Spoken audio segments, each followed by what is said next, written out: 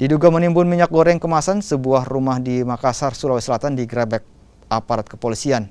Hasilnya, polisi menyita 750 dos minyak goreng ukuran 1,8 liter.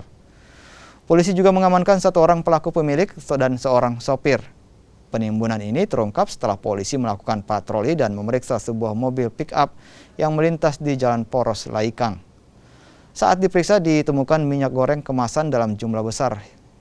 Hingga ratusan dos minyak goreng ini diperoleh dari Kabupaten Goa dan menurut rencana akan dipasarkan ke Kabupaten Sinjai dengan harga Rp34.000 per kemasan. Atas perbuatannya, kedua pelaku diancam dengan Undang-Undang Perdagangan dengan ancaman 5 tahun penjara.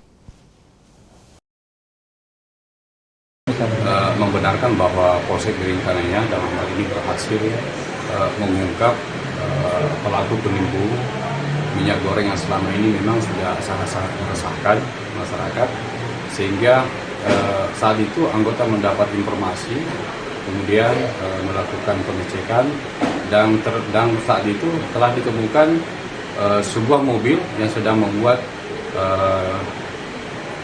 memuat minyak goreng berupa dalam bentuk kemasan. Dan ada berapa banyak ini dari? Setelah kita lakukan perhitungan itu banyaknya kurang lebih dari 700 dos sampai 750 dos. Di mana diambil itu? Mobil ini kita amankan di salah satu perumahan di Kecamatan Biringkanaya.